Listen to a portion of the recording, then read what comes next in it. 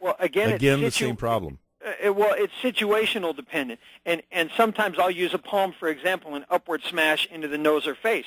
I'll send that open hand and palm rising up. Say if they're taller than me, I send that rising up. That takes out their navigational software as well, their eyes. See, so all of a sudden my hand is up in their face, in their eyes, as my other hand might be coming in for an inward forearm smash in the groin.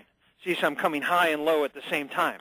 Securing your home on a small budget. One issue that we got into, I read it this week, somebody said very effective for a homeowner, have a can of wasp spray near the front of your door or in your bedroom.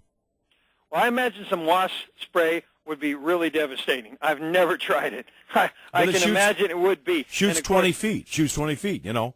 And a firearm in every law-abiding home is an awesome thing. And when I talk about securing the home, I'm also talking about practical things you can do. For example, approachability. You know, you ever get that feeling, keep your feet off the grass?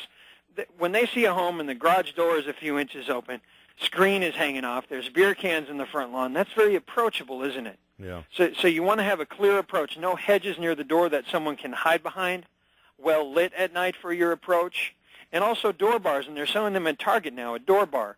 All right, $12, $20, and you can bar your door. That way, if someone goes to kick in your door, it's going to take them a couple tries. It's going to take them 3 or 4 tries. And by that time, of course, you're able to arm yourself and be ready to meet the attacker. So door bars are inexpensive. Another thing is these sensors. If you can't afford an alarm system, you can get little sensors that just go on with Velcro, and you can put it on each window and each door, and they have an on and off button, so you can open the door when you want. So you have those on at night, and you can hear when someone comes in, the alarm goes up. Beep, beep, beep. See, and that alerts you so that you aren't awoken by an attacker standing above your bed. I've also heard you should have a code word between you and, say, your wife, a word that you would never use in any other situation, that if you did have home intrusion, which you know, Mr. Bolan, is up like 300%, if you have home intrusion, then you have a code word, and that tells everybody what to do. Mm-hmm. That's excellent. And another thing, and I used to train this, and I really didn't have a lot of kids in my academies. It was more for grown-ups. But often families would come in for private training, and I taught this, and it's called drop. And the moment that the dad or the mom says drop, those kids are just flattened. So imagine if you were in that Burger King with your kids. Remember the other caller was talking about the shooting?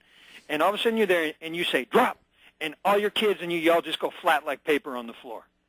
That's a good, isn't that a great thing? I mean, that would prevent so much right there. Prop, boom. It takes you, makes you a whole lot less of a target. All right, couple of other ones. You're so nice for being willing to be on the show for this long. Well, thank you, Norm. I'm glad to be with you. How to tell if someone is lying? Okay, how to tell if someone is lying. You establish a baseline, and you probably know this from if you've ever done any interviews as a cop. You establish a normative baseline. And you'll sense, say for example, say it's your teenager, okay? You know them. You know them. Now, there are people you don't know. How can you tell if they're lying? Because they'll vary. A lot of times the voice will go up or there will be a strain. I teach that in my DVD quite exquisitely. It's called How to Tell If Someone is Lying, and it comes free with the mental warfare secrets. We'll send you that as well, Norm. And what you do is you establish a baseline, and you can detect it. Your subconscious will actually tell you. It will actually tell you. Plus, there are physical clues, verbal clues. And a lot of that, they end on an up note, or the tempo of the speech will all of a sudden pick up because there's a strain, there's a nervousness, there's a tension there. But what you want is you want a normative baseline. Hi, how are you? What's your name? And you ask them questions that are mundane. And so you see how they respond. Give me an example of that. Normal. Well, as I say, hi, Norm. How are you? Where are you from? Common questions. How do you like this weather? What do you think of the economy? So then how would somebody answer the questions? And then questions? I say, so Norm, where were you last night? See, now all of a sudden I've established a normative baseline, haven't I, where you're talking in a normal tone of voice about normal things. Then I ask you a question, where were you last night? Say I'm investigating you. Say there was a robbery last night, okay, and you're the suspect. And all of a sudden, so where were you last night? Then your voice changes. How? Give me an example. All of a sudden, you start to your voice goes up. No, I was at the movies. See, all of a sudden, the tempo changes, the tone rises. See, the skin gets tighter. The eyes will vary. See what I mean? So when you're sitting with a person, you're looking at them physically, and you're listening to them verbally, and you're looking for these changes that are sudden and dramatic. In other words, where it causes an emotion, a different emotion, a fear, a panic, a palpitation. A lot of times their mouth will get dry and cottony all of a sudden. Okay. You know what I'm saying? I mean, there's so do. much to this, and I could talk about it for like 5 hours. Well, that's why you do seminars. I've never been involved in detective work, so a lot of that stuff I don't know. All I know is that a lot of the bad guys aren't smart. They didn't think out their story, and the more you ask, the more it turns into a big smelly pile of BS. Well, but we get right to the heart of the matter, and it's a lot of fun. It's a lot of fun to come and just bam, hit it right on the head, and you can stop someone cold in their tracks. Cold in their tracks. That isn't so. Stop right there. Hold it right there, and you can catch them. Bam. You get good at it. It's kind of like boxing or martial arts, anything else. You get good at lie detection when you study it, and it's a lot of fun, and I love doing it. And so friends like to have me around in situations, you know. I'll bet. I just as soon you walk with me down that dark alley. Okay, this one I have conflicted motivations whether to ask, but I know people are waiting because I promoted it before the news. How do you get out of a traffic ticket? Well, how you get out of a traffic ticket is it's an energy, and this is really true. Anyone who's ever gotten out of a ticket and you went, whew, right? Or if you've ever been driving on the road and all of a sudden you see the red lights on in your rearview mirror and your heart goes up, right? You know that feeling, right? Oh, yep. Okay. I remember years ago, I was driving with my brother, and all of a sudden the lights come on. You know, the cop's pulling us over.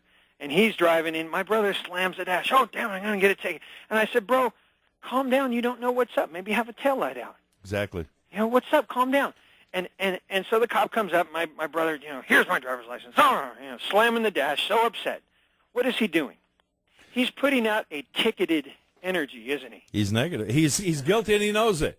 Uh-huh. Well, he didn't. He was just upset. He didn't know. I mean, we didn't know. You know, did you know you were speeding? No. So he put off this ticketed energy. So what happens? A cop, ticketed energy. Cop goes into ticket writing mode, doesn't he? Yeah. So a few weeks later, this is a lesson I learned. I take the learnings from experiences. A few weeks later, I'm driving down the road, and lo and behold, the lights come on in my rearview mirror. So at that moment, my heart goes up. I start breathing. I go, darn it. And then I remember, oh, wait a minute. I'm going to breathe. So I breathe. Let's see what he wants. Maybe I have a talent. I'm sort of taking my own advice. So the cop comes up, we're speeding, and I said, hey, you know what? I wasn't paying attention. I'm sorry. Could you give me a break? Now, you look, actually asked for a break, though? Absolutely. Okay. Look, some cops will give you a break, and some won't. But the ones that will give you a break, you got to give them a chance. And you'll find more often than not that they do. Because unlike what most of us think, they're not out to ruin your day. Cops are not out to ruin your day. They're normal people, too, and sometimes they give you a break. And if you put off a ticketed energy, the ones that would have given you a break will write you a ticket because you didn't ask, because you put off a negative energy. But if you look them in the eye and you're on the level, I mean, they can smell a BSer. No one likes that. But if you look them in the eye and you're on the level, more often than not, they will give you a break. If you ask, if you breathe, and you're on the level and you put off an energy that is, hey, I wasn't paying attention. Can you give me a break? And it works. It really works, Norm. I mean, I can't tell you how many times it's worked. All right. Now, listen, people, check out this website, scottbolan.com. You've been everything I really hope for in this interview and more. scottbolan.com. Scott, second word, no space, BOLAN.com, and I will have that on our website, and I obviously am going to hang on to this for a long time because it's one of those things where people are going to be asking me, hey, you had a guy on a week ago. I wrote down the number. I had the website. I forgot. Thank you, Scott. Thank you, Norm. Have a great day. Pleasure being with you. Bye-bye.